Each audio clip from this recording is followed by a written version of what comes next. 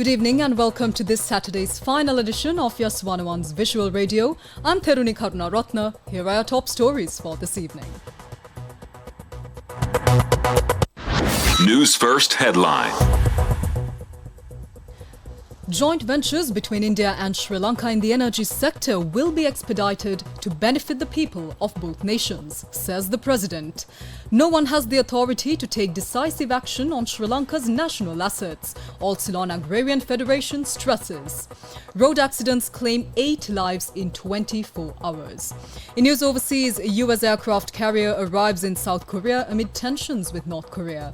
And in sports, it's from the T20 World Cup, Bangladesh to take on India at ICC T20 World Cup Super 8 encounter.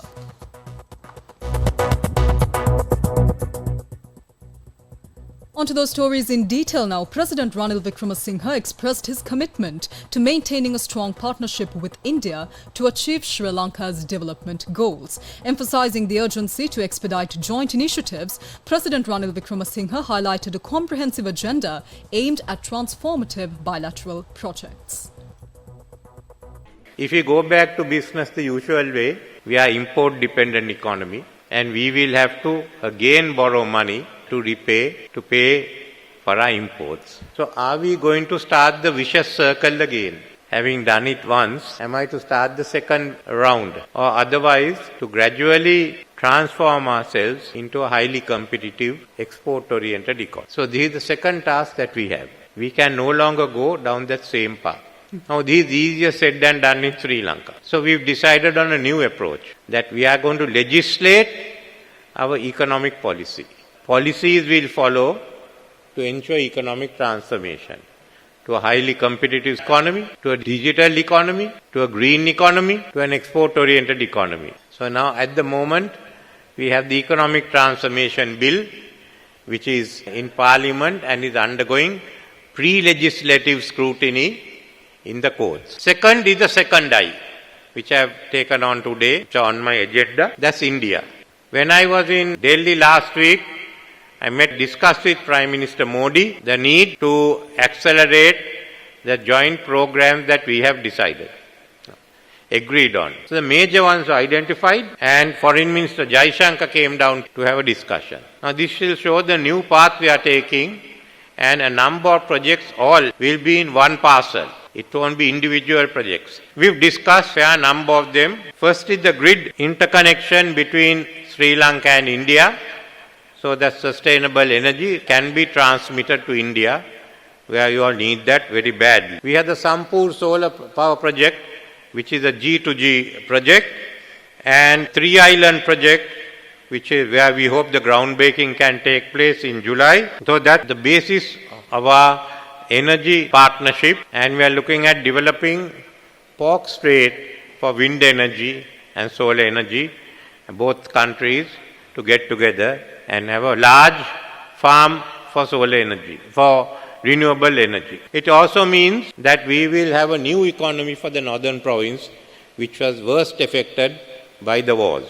In addition to energy, we have also discussed India helping us to expand the Kankasanture port, which is a major port on the Jaffna Peninsula, and to ensure that more business comes into the port. We are also discussing with India on airport development, on the Palal airport, on the Colombo airport, the other airports where the Indian firms can take part in the running of the airports in Sri Lanka. With Amul Dairy, the NLD and the factories will be taken over by Amul, and then they will be involved in the milk production in Sri Lanka, both directly through the farms and indirectly through independent farmers. There has also been the land connectivity, the corridor.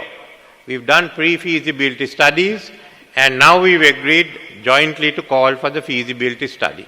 And finally, the major events that we've talked is the development of Trincomalee. How we develop Trincomalee as a harbour which can then feed Tamil Nadu. The development of Trincomalee will include investment zones for industry. There will also be tourism areas, but the development of Trincomalee as a port, jointly by India and Sri Lanka, by our companies, And finally, the multi-product oil pipeline, which will come in from Nagapatnam to Trincomalee. We are waiting the final observations of it. So there will be one pipeline coming. Sri Lanka is planning to relocate its refinery in Trincomalee. There has also been an application by another Indian company from Tamil Nadu to build another refinery.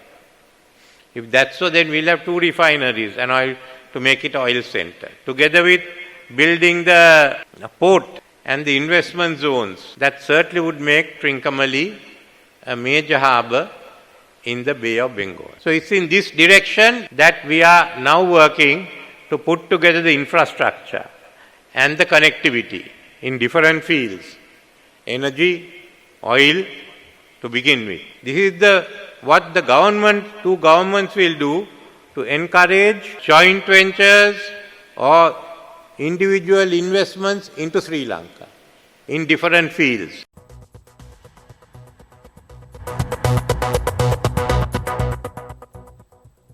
Speaking at a media briefing today, the All Ceylon Agrarian Federation stressed that no one has the authority to take decisive action on Sri Lanka's national assets during a presidential election period. National organizer of the All Ceylon Agrarian Federation, Namal Karunaratne, said that in 25 days, the Election Commission of Sri Lanka will be empowered to announce the date for the presidential election.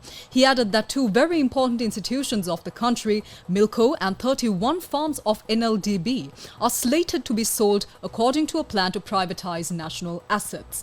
Karunaratne went on to note that they have information that cabinet paper for this sale is planned to be resubmitted on the 26th of June. The national organizer warned that the government has not been given a mandate by the people to sell national assets, adding that all those involved must be held accountable to the people of the country. Meanwhile, road accidents across Sri Lanka have left 8 people dead and 31 injured in the past 24 hours. Police said that the fatalities included 2 school students aged 16 and 17. Road accidents were reported from Marthale, Chilau, Thalaimana, Mihinthale and Manampitia during the 24-hour window that ended at 7 p.m. today. A head-on collision between a 3-wheeler and a bus in Marthale claimed the lives of a 54-year-old woman and her 17-year-old daughter. The bus travelling from Dambulla to Kandy collided with a 3-wheeler carrying the family. The father and the son in the 3-wheeler sustained injuries and were admitted to the Marthale District General Hospital. Another deadly accident took place early this morning on the Chilau-Putlam Road. A luxury bus travelling from Jaffna to Colombo collided with a tractor, resulting in the death of a 58-year-old woman and injuring 13 others. The bus was carrying a group returning from a Pusan pilgrimage in Giribaba. The bus driver was arrested for careless driving. Meanwhile, a van veered off the road and hit an electric pole near Madhavachir, killing 1 person and injuring 5. The accident claimed the life of a 72-year-old woman, a resident of Saindamaradu. Meanwhile, 2 people were seriously injured in a collision between 2 lorries that occurred last night in Mihinthale, Anuradhapura.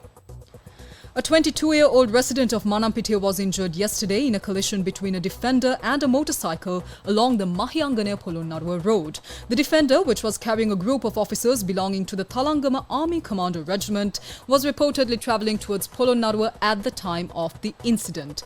The driver of the Defender has been arrested. Let's now take a look at international news.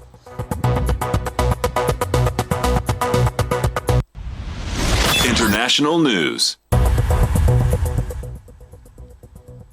A nuclear-powered United States aircraft carrier has arrived in South Korea for 3-nation exercises aimed at stepping up military training days after North Korea and Russia signed a mutual defense pact. The South Korean Navy said in a statement that the U.S. Navy's aircraft carrier Theodore Roosevelt arrived at the Busan Naval Base on the morning of the 22nd of June. The carrier is expected to participate in joint exercises with South Korea and Japan this month. Pyongyang has always decreed similar combination drills as rehearsals for an invasion. The arrival of the USS Theodore Roosevelt strike group comes a day after South Korea summoned the Russian ambassador to protest against the deal reached between Russia Russian President Vladimir Putin and North Korean leader Kim Jong-un this week. The pact pledges mutual defense assistance in the event of war. Putin visited North Korea for the first time in 24 years. It's time to take a look at your sports news. Sports news. Sports news is from the T20 World Cup currently underway. Bangladesh will take on India in their second Super 8 clash at the Sir Vivian Richards Stadium, North Sound, Antigua at the ICC Men's T20 World Cup 2024. India topped Group 8 in the initial phase of the tournament and opened their Super 8 account with a 47-run win against Afghanistan. Bangladesh were runner-up in Group C behind South Africa, but lost their opening match at this stage to Australia by 28 runs.